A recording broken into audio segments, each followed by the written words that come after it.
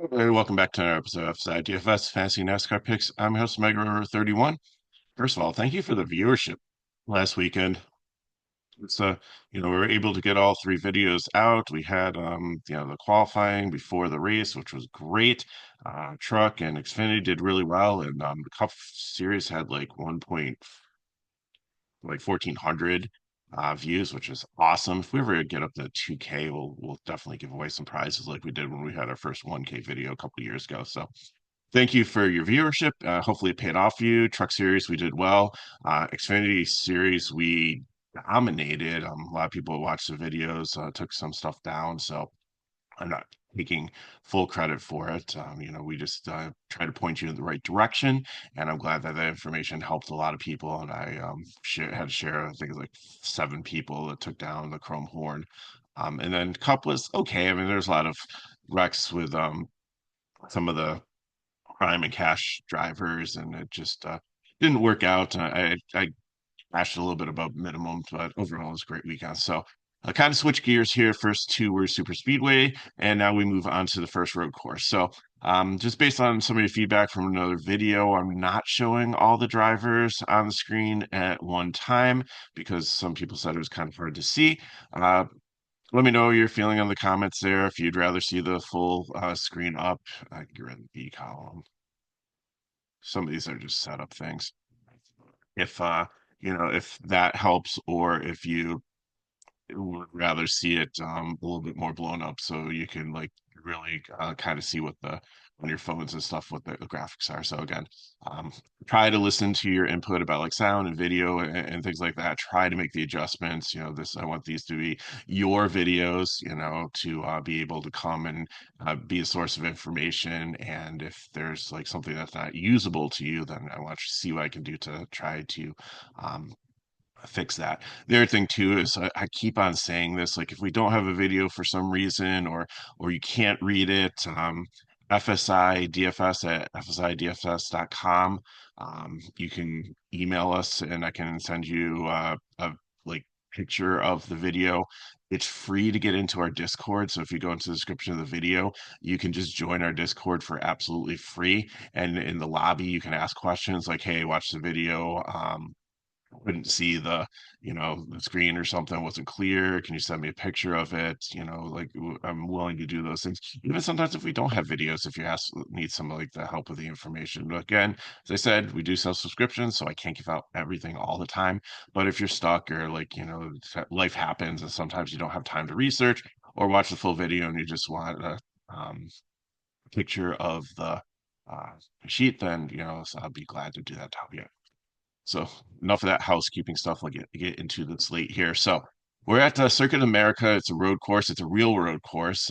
Ones that I don't consider real road courses would be like the Daytona one or sometimes the Charlotte Roval, where they take a super speedway and put up cones and try to make a backyard road course. This is actually a road course. Sonoma's an actual road course. Washington Glen's an actual road course. A little bit different here is they changed it up. So before there's two courses at Circuit of America. Before they were on it was like almost a 3.5 mile course, still at 20 turns. But this is a shorter course that they have. I think it's called like the national course. And it's a little bit less. It's around 2.5 miles, or maybe a little bit shorter. Maybe it's like 2.25. But I believe there's still 20 turns. So it should be with a short course, there should be more action in it, which should be make it a little bit more exciting, a little bit more ways to pass. So what do we look for in road courses? Because the last 2 weeks we talked about like super speedways and you wanted place differential. So here, I think just looking at some of the optimals that came out, and if you're looking at my sheet here, the color coding, the car numbers, if they're green, they're a regular Xfinity driver week in, week out. If they're yellow, they're a rookie. If they're brown, then they're just like a temporary driver filling in. And then the kind of peach ones will drive a majority of the season, but they're a little bit more than temporary, but they're not a permanent or somewhere in between like a green and a brown. So really doesn't affect you that much. But what does affect you are the other colors on their names. The blues are drivers that over the course of the last couple of years are proficient at road courses, which means that they don't suck. They're better than like their average driver. Doesn't necessarily mean that they're elite or like cream of the crop, best in class. It means that they have a handle on it and they don't show up to this and just try to survive in advance to next week. They actually go out there, they can be competitive, they understand it. The ones that are in dark brown are what we call ringers. They're are drivers that specifically come in and only mostly run on road courses. Like you'll see LeBay and Blicky and some other types, but most of they live for these courses. They come in and secure sponsorships and make deals with these cars to come in to jump in and drive specifically only on road courses. So does that mean that they're going to go out there and dominate, win? Not necessarily. Some of them, it's they've driven in other series or things like that, and it doesn't always translate. But again, it's just going to kind of show you if you're trying to decide between two drivers, I'm going to take a driver in blue or in brown, probably over a driver that's potentially in the white because just of like proficiency. It does take a special type of skill and braking and patience and knowing when to pass and how to you, like control your momentum so you don't end up in barriers or out in the grass or in sand traps or things like that here. So looking at the past optimals, you really want to try to get maybe two solid drivers in the top 10. Last year in 2024, again, there was a different configuration for these, but still like the principles of road course still hold true. It was like the high teens. So you had like 11th, 12th, and 14th, and then some place differential in the 20th. In 2023 here, you had first, ninth, and then it was a bunch of place differential in the 20th, plus like a guy starting deep in the pack in Parker Retzlaff, which was kind of shocking that he couldn't make the field because he's actually performed really, really well in some road courses, and especially at COTA. So I just don't know if it like the new team, the car, what kind of the different course, what kind of happened to him. But don't be surprised. Keep your eye on news that if some of these cars that are like a backfeeder, if his team doesn't, and we've seen this happen before, sometimes in Trek and Xfinity, where some driver will or team will drop out, they'll give them a set amount of money. So Retzloff, who is racing for I believe a title this year because he's a full-time driver, uh, gets a shot so he doesn't miss a race, so he can definitely qualify for the playoffs and championships. So not saying it's going to happen, but just keep your eye on the news because maybe one of the drivers is starting like way down here, like um this Joey Gase car with Belisar, I can't even Leguzzi Man. Apologize if you're related to the guy. Uh drops out. Or I don't think like the rest of these are like teams that would be out there. He'd be the only one potentially, but again, I'm not saying it's going to happen. But I've seen some smaller teams before accept like a little bit of money to drop out of the race so that a driver that's competing will be able to get in there. Either they'll jump in the car or the whole just program will drop out and then they'll hopefully be the next in line just to take that spot. So going back to some of the optimals in 2022, it looks like we had fourth, eighth, and 10th, and then 12th. So that was pretty top heavy. And then some guys from the back of the field. And then 2021, that's when they didn't have like practice or anything. So you didn't know what your setup was. It was pretty much guys that dominated normally. You had first, seventh, and 10th, and then some place differential in the high 20s. So you don't have some of the Xfinity drivers that normally drop down from top, like Shane Van Gisbergen, who's dominated road courses in there. AJ Allmendinger's dominated road courses isn't in here. You don't have like a Cindric or Grayson or even Ty Gibbs, some of the guys from the past like 2, 3, 4 years that have been down in Xfinity and done well in road courses dropping down here. And so so looking at this, I think you really need to kind of start like I have Dominators listed on here, but because it's a road course, it's long, just like the super speedways, and they don't run that many laps. So fast laps are kind of spread out. probably are guys that like pit and get new tires and like are out there cruising outside of traffic trying to catch back up to the field. So like being in the front doesn't really necessarily mean that you're going to have like the fastest laps necessarily here. And if a guy goes out there and leads every single lap, yes, that's going to be great. But we've seen it sometimes spread out between two or three drivers, so it helps their total. But it's not like if I think you need to go kind of like flag to flag here to really accumulate enough dominating points to make it. But I have dominators. I'm using that term as like guys that potentially could go out there and win this. So, again, we're looking for like probably two, maybe three in the top 10 um, to go out there and be in the optimal, and then we want to try to get place differential. But the thing is also with place differentials, you don't want to just stack the back like you do in the super speedway because some of these guys are really not good at this and they're in the back for a reason. So I put the practice times up here because I think that's an important indicator too. So Village, I think, is going to be very popular and probably your best choice up here as a dominator. You've got two cup guys up there with them, also with the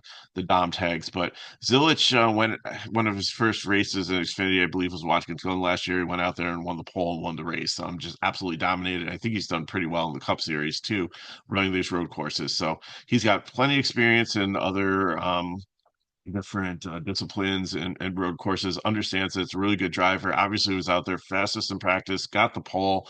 Probably someone that I don't necessarily put him as a prime play because I can probably make a case for like Chastain and Byron also up here.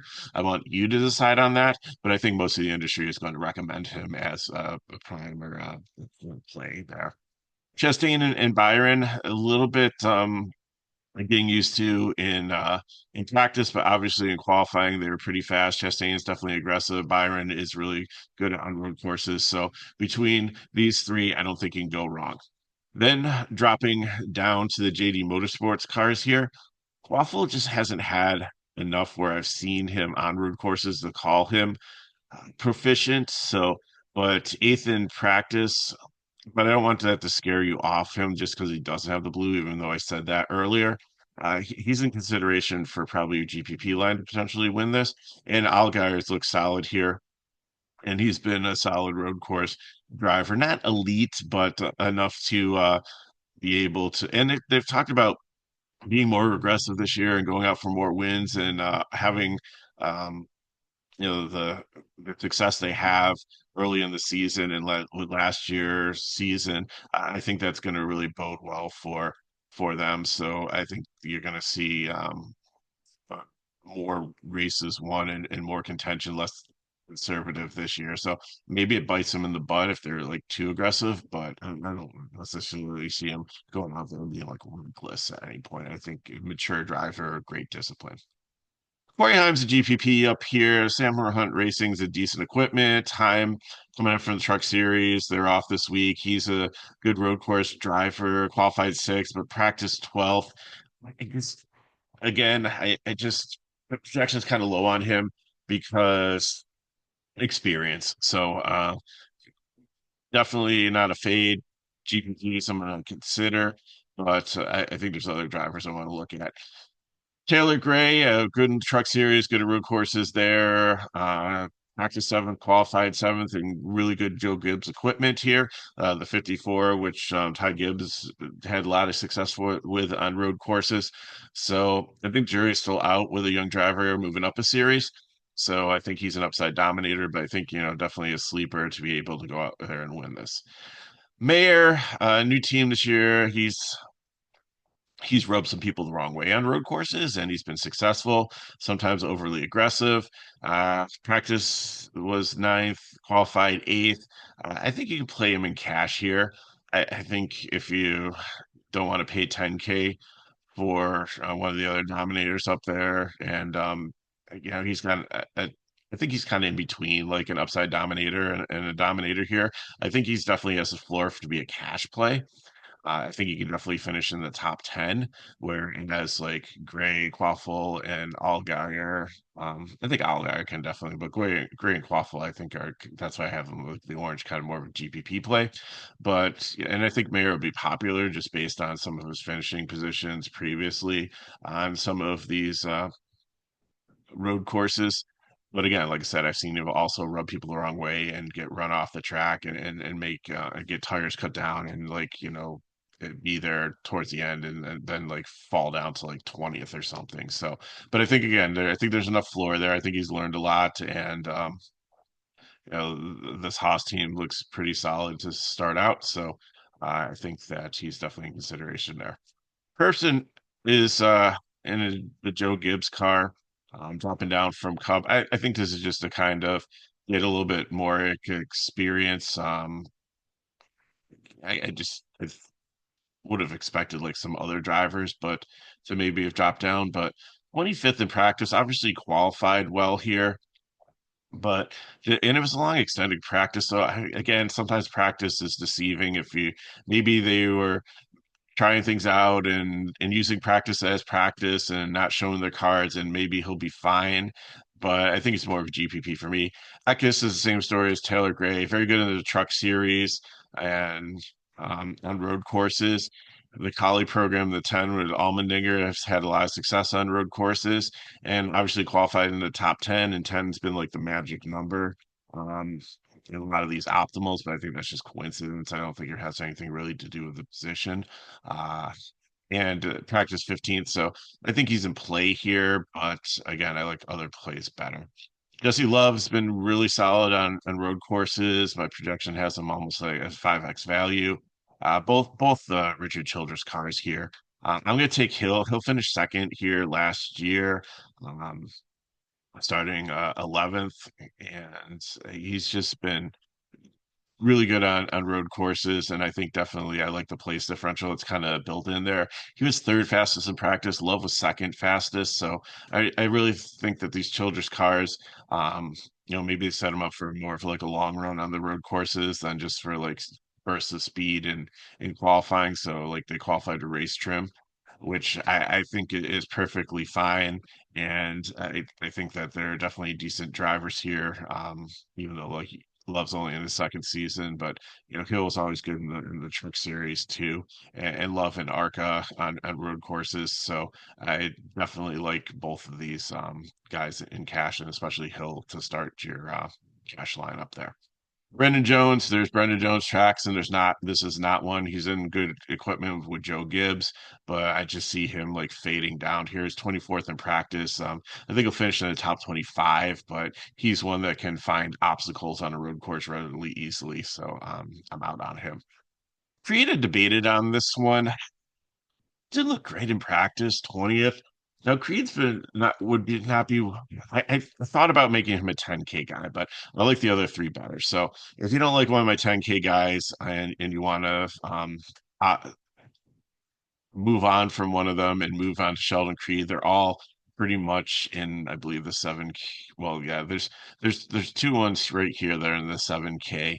Um, I wouldn't add him as a fourth one just because then you're getting like way too wild. And in my 10K lineups where I'm trying to take down the top GPP, then which I think is actually 20K. So I think that's what was one last week in the Xfinity one. So it's just basically the top GPPs. You're throwing in like three upside plays with like the prime plays or the floor plays or whatever. You don't want to go with four. So if you want to play Creed, actually, he's like 94, so never mind. I'm looking at the wrong price. I'm looking at Brandon Jones' price.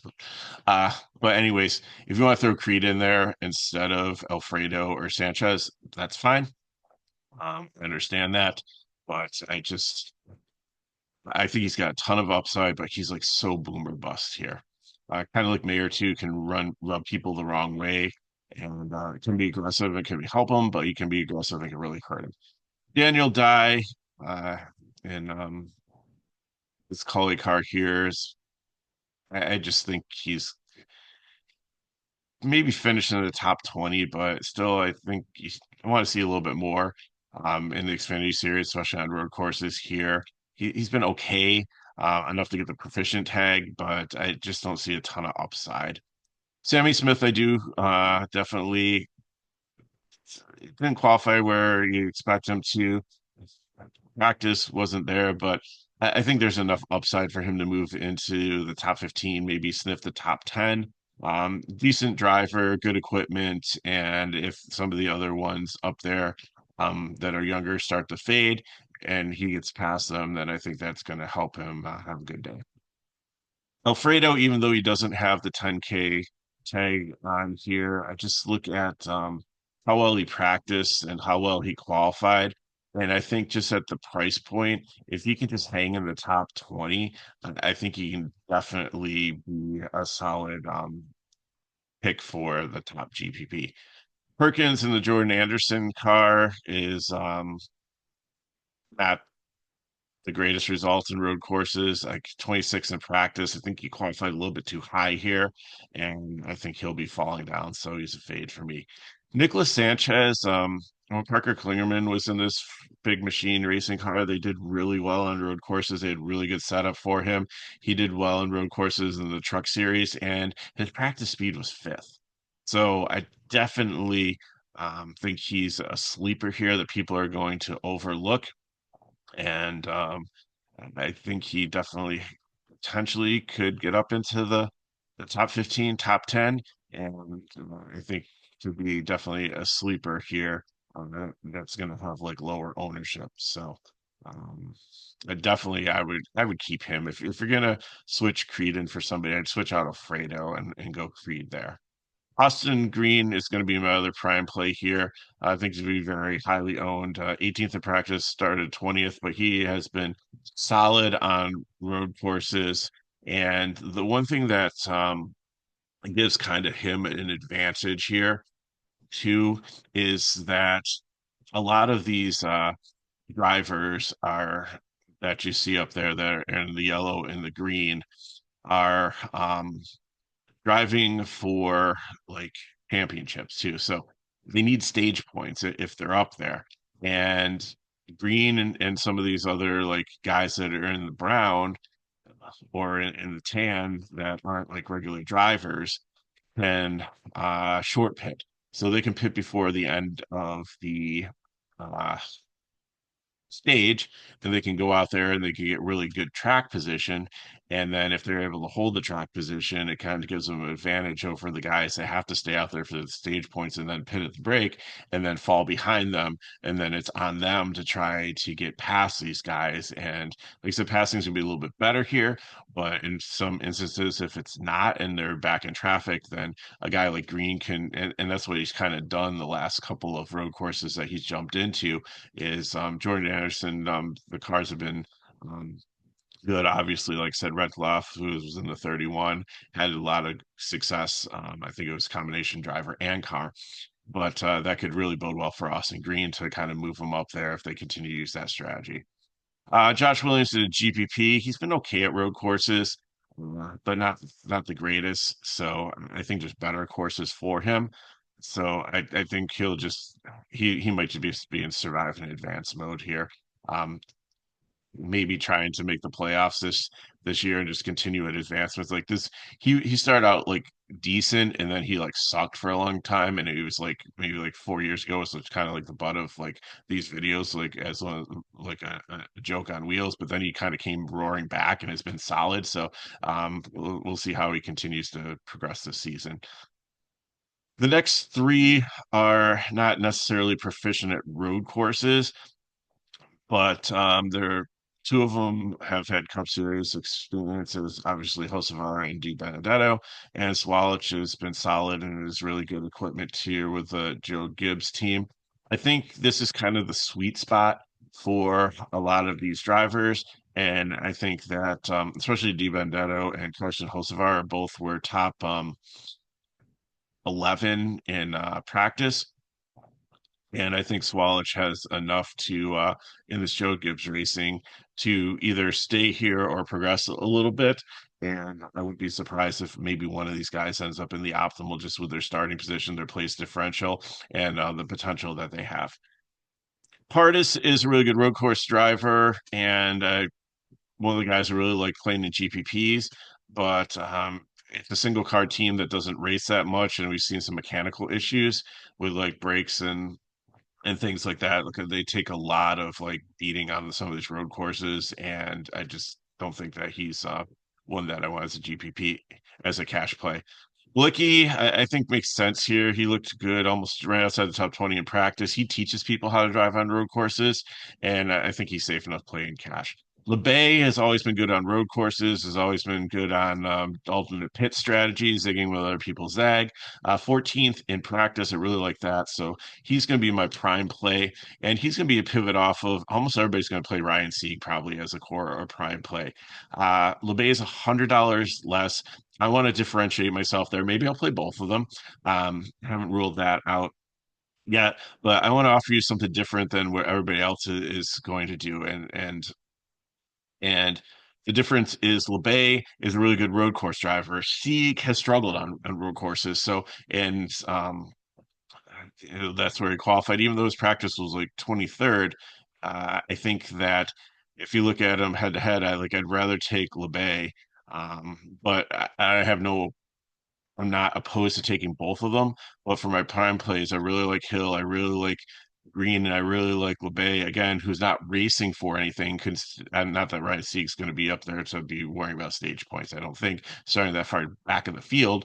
But again, I think that with alternate pit strategies and stuff, and not going for points or things like that, it gives LeBay a little bit more freedom to have a different strategy, and which might give him better track position. Sage Cram's gonna be a fade here. The Joey Gase racing team again. I kind of worry about the equipment there. Jeb Burton GPP. I think people might look at him and click on him just because of like he's a place differential guy in a Jordan Anderson car, but he hasn't been great on road courses. Dean Thompson, I think that you can take a shot on here as a rookie.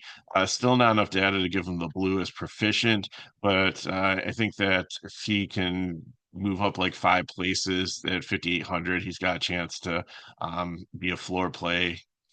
The rest of them are just GPPs like Harrison Burton in the AM. I'm sorry, I think he's going to be popular down here just because of the name, former Cup driver. Well, he struggled on road courses. I can see he and Brandon Jones being one of the first two off the track. Pool's okay. The Alpha Prime, the equipment's okay. I just think there's better plays down here in this range. Chris Wright, this art program is just taking such a step backwards. He's never been a really good road course driver. Um, Again, I could see him off the course with like Burton and Jones. Ellis, I do like here. The DGM car, I with Blicky also driving, I think that kind of helps him here. 32nd, I think out of the 5K ones, like if I'm taking anyone here in cash, like he's the most solid one. Clement, I went as one of my 10K drivers. Clement has always done really well at road courses, and he just had a bad practice. And I think people are going to look at that and be completely off him. But I think that they're going to figure it out. I think that some of the other ones down here are not. I can see him getting up to 25th. Like he usually finishes around like 25th. That's 10 place differential points for 5,600. I think he could get up to 5x and maybe even be in the optimal. So that's why he's going to be my final 10K driver. Kyle Sieg and Bart says Legazimani. If somebody wants to phonically put that in the chat for me so I can learn how to say the name, that's fine. But Kyle Sieg's not a great road course driver, so it's gonna be a fade. I don't think he's really gonna get any place differential or anything unless there's a huge like wreck or something. But I mean, you don't have a big one on a road course. I mean, you do kind of, but they all like kind of like bumper car into each other. But it's just like cosmetic damage. Usually, they all like are able to fix it and continue on. It's rare that it takes out like 10 cars in like one incident. Um, Besides the race where it was like pouring rain the first time the Cup Series returned to COTA and Cole Custer submarined Truex. And, um, that was just a terrible, terrible race with weather conditions, but I don't anticipate seeing that today. So those who are fading, and then Ryan Sieg already said, I think he's going to be high owned driver here, probably one of the top three in ownership just due to the place differential. But again, he just he's not been a great road course driver, even though his practice speeds were 23rd. I think that's kind of inflated because I think some of the other ones that were a little bit lower were working on things and trying to get adjustments and stuff and weren't trying to go out there to run for speed. But we'll see. But I don't object to playing him as a cash play at all.